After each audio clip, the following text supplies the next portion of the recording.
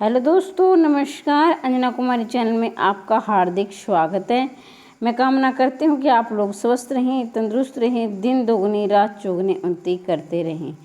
देखिए, आज जो है एक नया कानून पास करने जा रही है सरकार। कल इसको संसद में पेश किया गया था, आज इस पर बहस होनी है। इस कानून पर हम चर्चा करें उससे पहले आप चैनल को सब्सक्राइब करें, बेल आइकन को दबाएं और अपने दोस्तों तक अवश्य शेयर कर दें ताकि ज़्यादा से ज़्यादा कैंडिडेट इसका फ़ायदा उठा सकें। तो आइए इस कानून पर हम चर्चा करते हैं कि सरकार जो है पढ़ने वाले बच्चों के लिए बेहद ही अच्छी खुशखबरी रहेगी। जो बच्चे दिन रात मेहनत करते हैं और फिर भी उन्हें नौकरी हासिल नहीं होती है, और जो बच्चे नकल करके अनुचित साधनों का प्रयोग करके जो है नौकरी प्राप्त कर लेते थे, उन पर ये कड़ा शिकंजा कसा जाएगा। अब देखें, हम इस पर चर्चा करें। यहाँ देखिए, परीक्षा अधिकारी के साथ षड्यंत्र रचने पर 10 साल सजा और 10 लाख जुर्माना। यानी परीक्षा अधिकारी के साथ षड्यंत्र करने पर अगर पेपर लीक किया या कोई अनुचित साधनों का जो है प्रयोग किया तो 10 साल की सजा और 10 लाख जुर्माना होगा। पेपर लीक संपत्ति भी होगी कुर्क।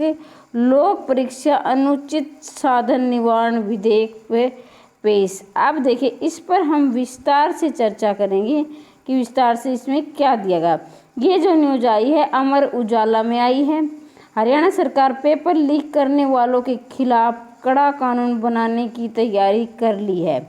सोमवार को विधानसभा में हरियाणा लोक परीक्षा अनुचित साधन निवारण विधेयक 2021 प्रस्तुत कर दिया गया है। कानून लागू होने के बाद अगर कोई परीक्षा अधिकारी के साथ मिलकर पेपर लीक करने का षड्यंत्र रचता है तो दोषी या दोषियों को अधिकतम 10-10 साल की सजा होगी और 10-10 लाख का जुर्माना भी लगाया जाए। कहने का अभिप्राय ये है, अगर कोई पेपर लीक करवाता है या किसी भी अनुचित साधन का प्रयोग करता है तो उसे 10-10 साल की सजा होगी और 10-10 लाख का जुर्माना होगा, चाहे कोई अधिकारी हो चाहे कोई अन्य अभ्यर्थी हो। मुख्यमंत्री मनोहर लाल ने सदन पटल पर चर्चा के लिए रखे विधेयक में बताया कि सरकार ने पेपर लीक या नकल होने वाले नुकसान की भरपाई के लिए दोषियों की चल अचल संपत्ति कुर्क करने का प्रावधान किया है। कहने का अभिप्राय 10 साल की सजा तो होगी, 10 लाख रुपए का जुर्माना भी होगा, और अगर कोई और दोषी पाया गया है तो उसकी चल अचल जितनी भी संपत्ति है वो कुर्क कर दी जाएगी।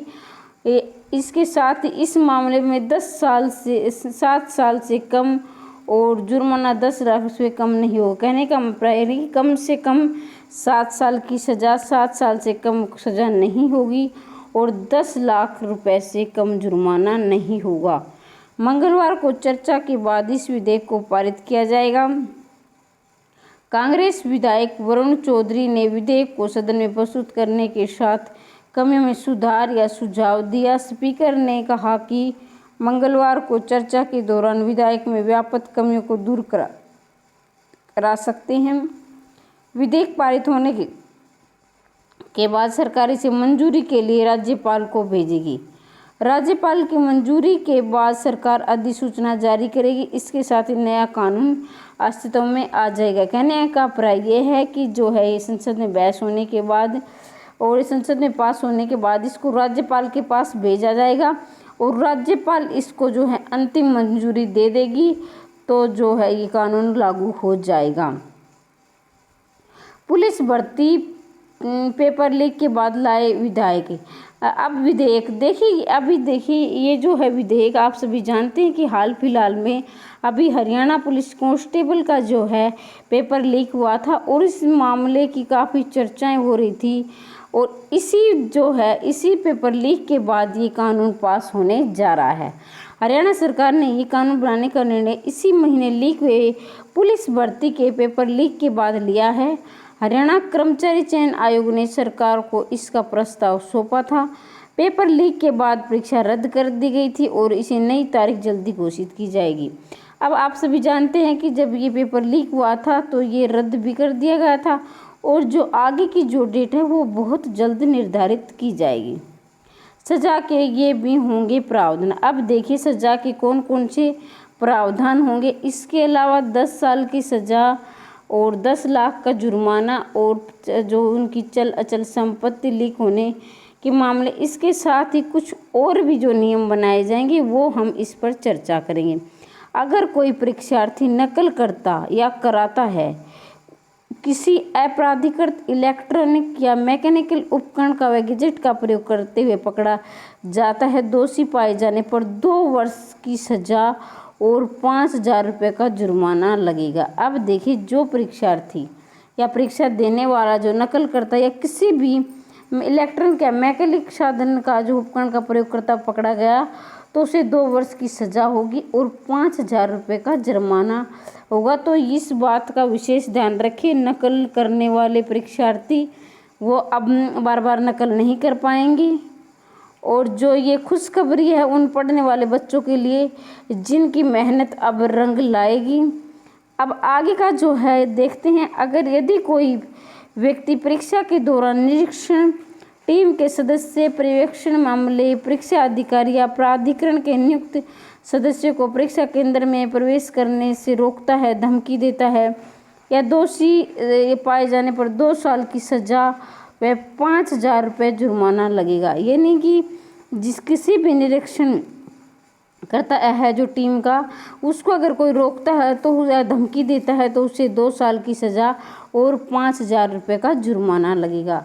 इसके साथ देखिए यदि कोई परीक्षा आयोजित कराने वालों में शामिल कोई अधिकारी कर्मचारी पेपर लीक करता है या दलाली करता है तो दोषी पाए जाने पर 7 वर्ष तक सज़ा और 1 लाख रुपए से 3 लाख रुपए तक जुर्माना होगा। देखिए जो कर्मचारी जो है कोई अधिकारी अगर पेपर लीक करवाता है या दलाली करता है तो उसे 7 साल की सज़ा और 1 लाख रुपए से 3 लाख रुपए तक जुर्माना हो सकता है। इस मामले में पेपर लीक से जनता से धोखा। अब देखिए मुख्यमंत्री मनोहर लाल जी ने संसद में प्रस्तुत विधेयक में कहा है कि सरकार भर्ती के प्रश्न पत्र का लीक होना न केवल जनता से धोखा है बल्कि सरकार की विश्वसनीयता पर भी प्रभाव पड़ता है। कहने का अभिप्राय है कि मुख्यमंत्री मनोहर लाल खट्टर जी ने कहा है कि सरकार से तो धोखा हो रहा है, जैसे आम नागरिक हैं या पढ़ने वाले बच्चों से तो धोखा हो रहा है, इसके साथ सरकार की विश्वसनीयता यानी सरकार पर भी प्रश्न चिन्ह लगता है कि ये सरकार जो है पेपर लीक करवाती है या निष्पक्षता से भर्ती नहीं करवाती है।